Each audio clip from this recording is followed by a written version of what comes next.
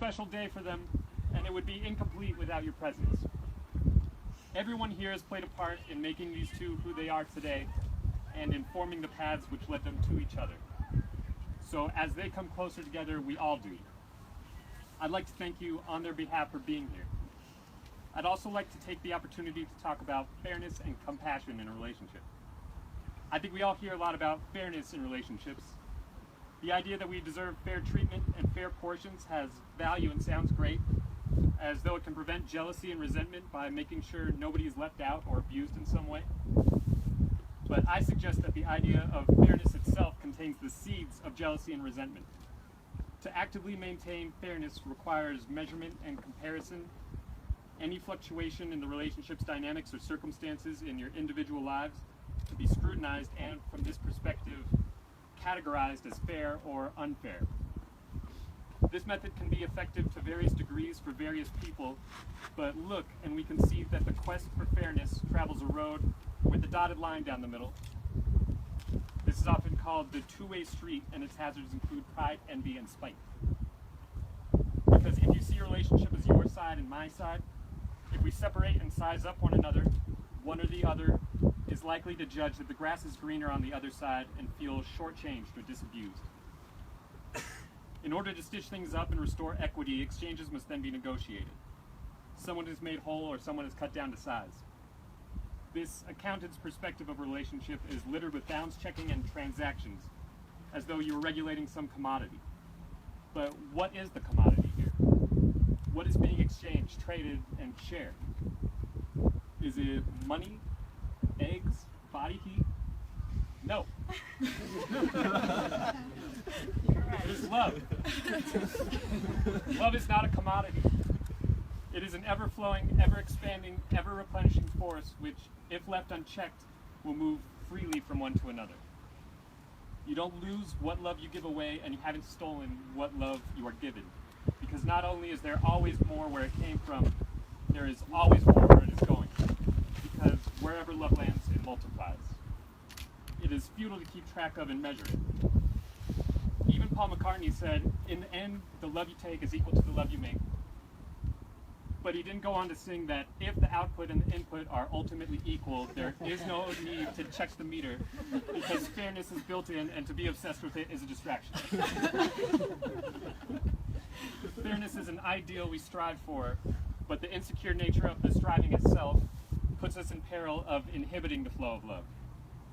This is why I suggest fairness is a myth and compassion is the truth. Compassion is an attitude with which we can love unconditionally. Where fairness compares, compassion empathizes. Where fairness resolves dissonance, compassion simply harmonizes. Where fairness touts equality, compassion presents love. Compassion expands your sense of self to include another, making their well-being your own in this, the present moment. Brайna and Margot themselves have posed in a song a very apt rhetorical question which I'd like to share with you. Who is named they? The response is there is only we. I think this embodies the compassionate point of view. And Brайna and Margarita, you can avoid the pitfalls of the quest for fairness because the paths of your lives do not have to follow the two-way street. From now on, they are tied together like the rails on a train track. They travel parallel despite the curves and grades of the terrain. And if the load shifts, they are there to bear it, no questions asked. If the turns are sharp, they don't get resentful about who swings wide or who gets the inside curve. They work in concert to smoothly negotiate the obstacles as they come, because they know that they are going to the same place and that they will get there at the same time. They are side by side, moment by moment, tie by tie, together. To practice compassion like this in your life can change your life. Somebody recently gave me as an explanation for supporting his partner at a performance of hers after he was already having a long day. He gave me a stock phrase I had heard before, but I had to reconsider it. He said, "Happy wife, happy life." I think this phrase begs for a reciprocal, like, happy boy, life of joy. But it's beside the point. The point is that this motto works for so many because it fosters a loving environment. If you make those around you happy, you will live in a happy world. If you flood your house with unconditional love, you will find yourself up to your ears in it. In your marriage, you will both be blessed with a perfect focal point for this kind of compassion. Loving unconditionally and being present with and for each other will not solve all of your problems, but it will make them more tolerable. It may not by itself make you happy, but it can create a welcome environment for happiness. And the beauty of loving unconditionally is that it reciprocates and regenerates, resonates, compounds, expands, and spreads. It fills your heart until it overflows, and everything it touches turns to fertile ground that sprouts new green shoots, puts down deep roots, and grows on from there, bearing fruit that nourishes you and gives you the strength to love all the more. If it is not enough that it enriches your marriage, consider that compassion doesn't stop there. Love is a renewable resource, and its abundance will reach beyond the walls of your home to your friends, your family, your neighbors, strangers, those guys. Hi.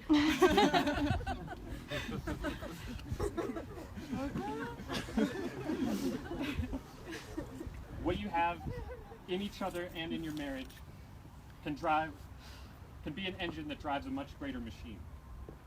It can be a greenhouse that feeds the whole community.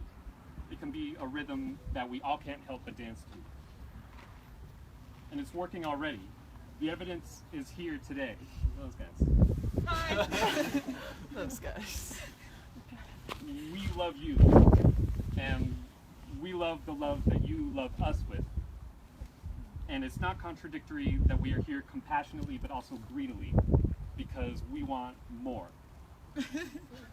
We want more for you and more from you, because nothing makes us happier than seeing our brother and sister happy. We thrive on it, and we need it because your well-being is ours.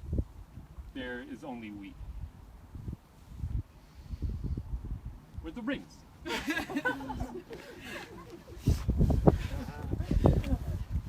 I think we should all get closer. Yeah. Okay, good. Because I'm like, I don't want to go so far. Everybody get in there. Get in there. You? Oh.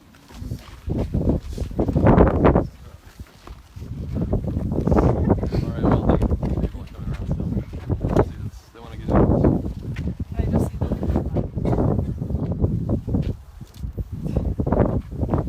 Got your finger in there. I'm just kidding. Sorry. No, you're good. Try again. No, I'm kidding. I got it. Okay. Alright. There you go, Margot.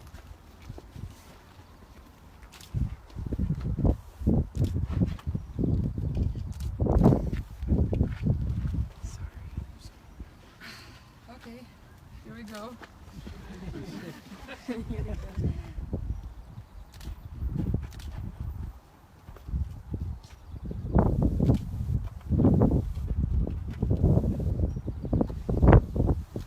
Brian Messenger, do you take Margarita Vasilyevskaya to be your wife, the person with whom your life will take shape, and commit to shaping it with her? I do. Margarita Vasilyevskaya, do you take Brian Messenger to be your husband, the person with whom your life will take shape, and commit to shaping it with him? I do. You guys are married. Kiss the bride.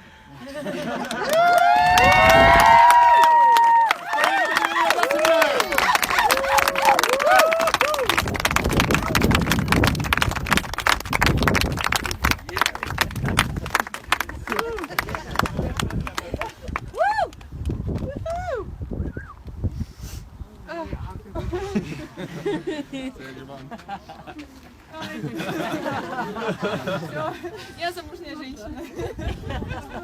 I'm so sorry. Alright. Thank you.